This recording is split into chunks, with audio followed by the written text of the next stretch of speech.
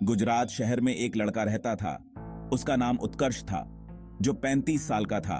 उसने सोचा कि मैं अपने परिवार के साथ पिकनिक के लिए देहरादून जाऊं, जहां उसने 6 से 7 दिन अपने परिवार के साथ बिताए।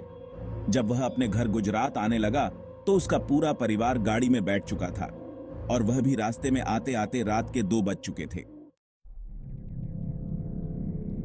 और वह देहरादून के पहाड़ों को पार कर रहा था। तब सड़क एकदम सुनसान पड़ी थी और पूरी सड़क पर सन्नाटा छाया हुआ था। अचानक उत्कर्ष की गाड़ी के आगे एक औरत दिखाई दी, जिसके काले घने लंबे बाल और सफेद रंग की साड़ी पहनी हुई थी, और वह दूर से ही हाथ हिलाकर गाड़ी को रुकने का इशारा कर रही थी।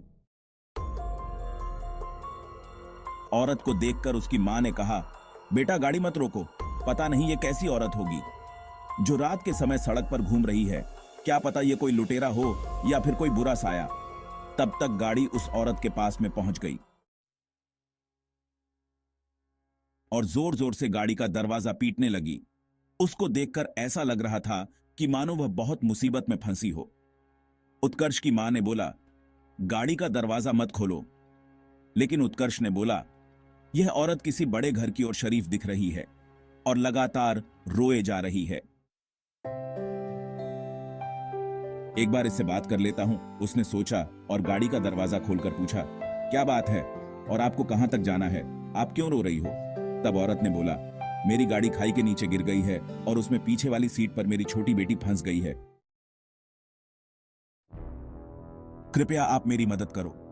इतना सुनकर उत्कर्ष खाई की तरफ दौड़ा और उसके पीछे उसका पूरा परिवार भी दौड़ पड़ा।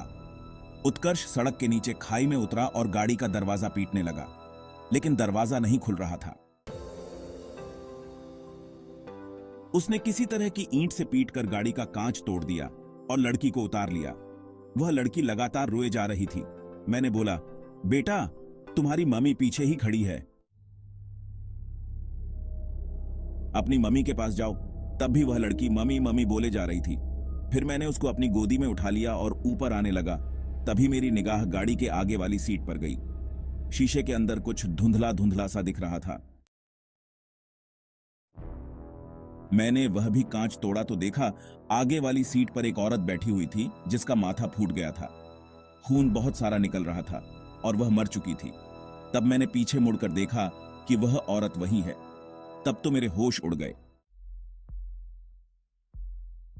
और तभी मेरा परिवार इकट्ठा होकर मेरे पास आ गया। यह भयानक दृश्य सबने देखा। जो औरत मर चुकी थी उसी ने हमसे मदद लेकर अपनी बच्ची को बचाया। रात में हमें उसके बाद वहां कोई नहीं दिखा।